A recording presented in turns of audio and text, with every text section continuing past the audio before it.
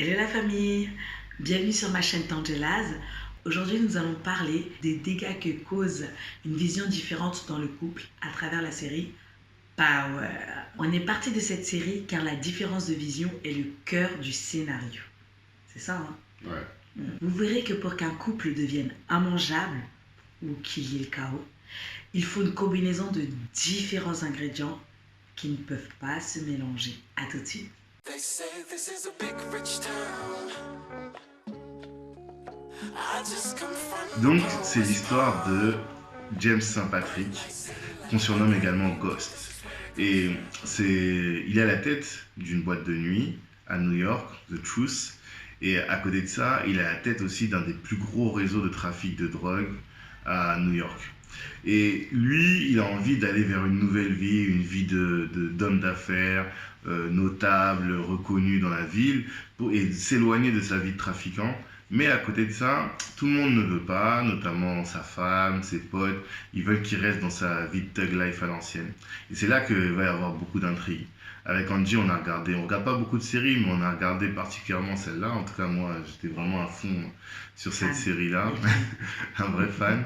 Et on a vu que, arrivé à la fin, on va pas vous spoiler, mais en tout cas, lorsqu'on arrive à la fin, on voit que ce qui a causé beaucoup de problèmes tout au long de la série et même à la fin de la série, c'est ces problèmes dans le couple. Et c'est pour cela, justement, on a identifié 4 points, selon nous, par rapport à ce couple, où on va dire les ingrédients à bannir. Premier point, il n'accepte pas, en fait, la vision de l'autre. James, justement, veut sortir sa famille, en fait, de la thug life, c'est ça, de la vie de rue, de dealer, pour pouvoir se consacrer à sa boîte de nuit et à sa vie politique. Tasha, elle, qui est sa femme, justement, elle ne veut pas du tout, parce qu'elle connaît que James, le dealer, de Ghost, le dealer, et ce côté-là, et comment se faire du bif et vite.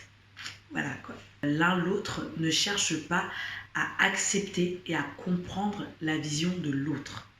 On peut avoir 2 visions différentes, mais le tout, c'est de comprendre et d'accepter la vision de chacun. Mais là, dans la série, on voit que les deux campent sur leurs décisions, chacun de son côté, et n'essaient même pas de se comprendre. Langage de sourd. Deuxième ingrédient, fuir les problèmes. Ghost, dès le premier épisode, on le voit, il est dans la boîte, il y a une soirée, et il voit Angela arriver. Angela, c'est qui? C'est son amour de jeunesse, une fille avec qui il était au lycée, qu'il a toujours kiffé et qui est partie étudier à l'étranger, ou en tout cas dans un autre état, et qui revient. Et quand il la voit, coup de foudre. À la limite, un coup de foudre, bon, c'est problématique. Mais ce qui pose le plus problème dans sa situation, c'est que lui, c'est le voyou, elle est le substitut du procureur Valdez, et il tombe amoureux. Mais finalement, quand on y réfléchit, il tombe amoureux de quoi? Il tombe amoureux de ce qu'elle représente, la fille droite, qui respecte la loi, qui est rangée, qui est à l'opposé de la vie qu'il avait avec Tasha. Et du coup, vraiment là, on sent que lui, qu'est-ce qu'il va faire? Il va s'engouffrer dans cette relation. Au lieu, il a un problème à la maison à gérer, il a une femme qui voit les choses différemment de lui, des dissensions, les enfants qui peuvent être perturbés. Et lui, qu'est-ce qu'il fait? Il se met à fond dans la relation avec Tasha, au point même qu'à un moment, avec Angela, pardon, au point même qu'à un moment, il quitte Tasha pour aller s'installer avec Angela.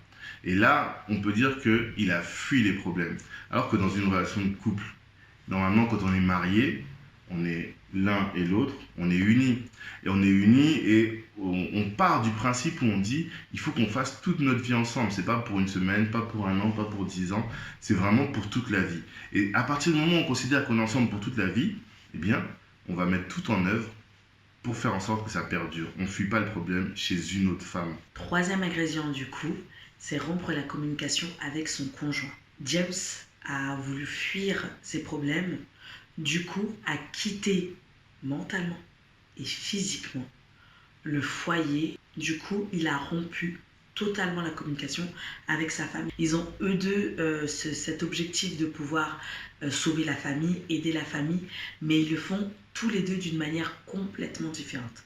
Alors le fait de rompre la communication avec son conjoint, crée de la distance, un fossé, crée de la méfiance l'un envers l'autre et surtout ça fragilise le couple. Le quatrième point, c'est l'obstination aveugle au détriment de la famille. En fait, qu'est-ce qui se passe? Sa femme, elle a une vision qui est différente, d'une part, et ces visions différentes, ça crée des frictions dans le couple, et derrière, ces frictions dans le couple entraînent des problèmes au niveau des enfants. Parce que il est tellement dans sa vision, il voit que sa femme ne le suit pas, il va rencontrer une autre femme, il va chercher une autre femme. Avec Angela, il s'installe à un moment avec elle, et là, il essaie de mettre les enfants, d'impliquer les enfants, de recréer une famille, mais ça marche pas, les enfants partent un peu en couille, Cacahuète. en cacahuète, Ouais. pardon, en cacahuète. Et la problématique qui est derrière, c'est quoi? C'est quand on est obstiné par une vision aveugle et qu'on oublie d'amener les membres de sa famille avec nous. Et c'est très important parce que dans les couples, il peut y avoir deux visions différentes. Ça arrive. Et l'un des membres du couple va prendre le dessus. C'est inévitable. Je dis pas que ça doit être l'homme, je dis pas que ça doit être la femme, mais L'un des membres. l'un des Vision. membres. Oui, La la vision vision d'un des membres d'un du des couple va prendre le dessus. Je prends par exemple dans notre situation, il y a des sujets sur lesquels c'est moi qui vais prendre le lead et je vais imposer un peu ma vision, et il y a des sujets sur lesquels c'est elle clairement qui va prendre le lead et elle va imposer sa vision. On ne peut pas aller dans deux sens différents, mais il faut que celui qui va prendre le lead, parce qu'il a la vision la plus documentée, parce qu'il peut imposer son avis qui est plus sage, et bien celui qui va prendre le lead, il faut qu'il réussisse à attirer l'autre. Parce que s'il n'attire pas l'autre, ça va être source de frustration. Et la frustration, ça va empêcher l'épanouissement. Et si ça empêche l'épanouissement, il va y avoir du ressentiment. Et le ressentiment va créer des choses problématiques. Pour moi, le vrai problème de Ghost dans cette affaire, c'est qu'il n'est pas parvenu à amener sa famille avec lui. Il avait tellement l'impression de pouvoir s'en sortir de toutes les situations. À la fin, dans le dernier épisode ou l'avant-dernier, on voit comment il devient orgueilleux et tout. Eh bien, ça, c'est un problème. Et pour moi, un bon leader, c'est un bon manager. Qu'est-ce que c'est qu'un manager? Le manager, c'est celui qui amène les autres à faire ou à aller là où il veut que lui, on aille. Et il faut faire en sorte que sa partenaire ou son partenaire, eh bien, il faut que cette personne-là, d'elle-même ou de lui-même, il fasse ce que nous, on veut qu'il fasse. Mais pour ça, il faut lui donner envie de faire les choses. Lui dire, mais regarde, ça va être pour ton bien. Il ne faut pas transformer les gens, il ne faut pas être brutal dans la transformation. C'est trop difficile à mener. Il faut faire un travail petit à petit. Il faut faire un travail pour faire en sorte que l'autre personne dans le couple accepte la chose. Si elle n'accepte pas, eh bien, c'est un viol pour moi. Et moi, je ne suis pas là pour violer les gens. En tout cas, on n'est pas là pour se violer dans le couple. Il faut que ce soit le produit d'une volonté. Et je pense que le problème de Ghost, c'est qu'il n'a pas réussi à susciter l'intérêt, à faire en sorte que Tasha adhère à son projet, comprenne les bienfaits de son projet, et c'est pour ça qu'il en est arrivé à la difficulté à laquelle il est arrivé.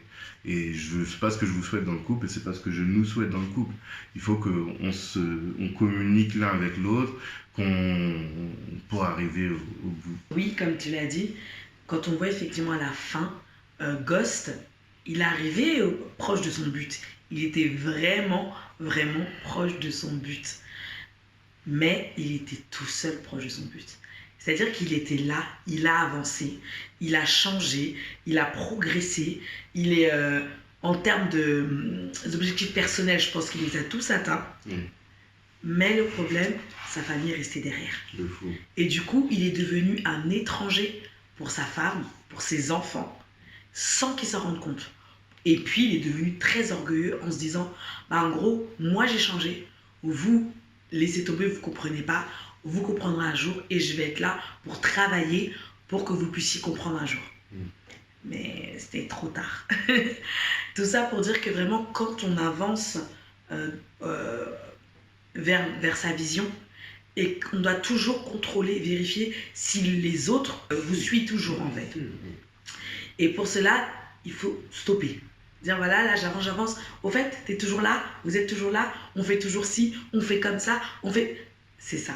Et si vous dites non, non, non, non, là je comprends pas, bah faut pas hésiter à tout stopper.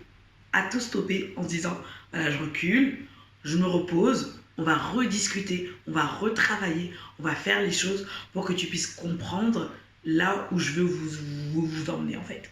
Ça, c'est très important. Chose que Ghost n'a pas fait. Il a foncé seul. Il a fait cavalier seul. Et c'est ce que Tasha, son meilleur pote, lui reproche aussi. Parce qu'il ne faut pas oublier son meilleur pote. Oui, Tommy aussi. Tommy le reproche. La vie, c'est pas un sprint, c'est une course de fond. Qu'il s'agisse de la vie personnelle, mais également de la vie de couple ou de la vie d'une entreprise. On n'est pas là pour aller le plus vite possible et ne pas aller loin. Qui veut aller loin ménage sa monture. Ça, c'est un des proverbes que me dit toujours mon père.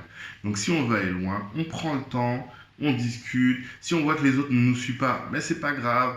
On met tous les efforts en œuvre pour qu'on y aille ensemble et ça va prendre du temps.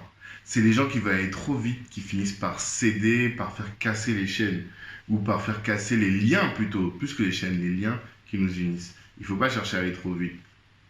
On a le temps. En tout cas, il faut prendre le temps. Les choses qui sont solides mettent du temps. They say this is a big rich town.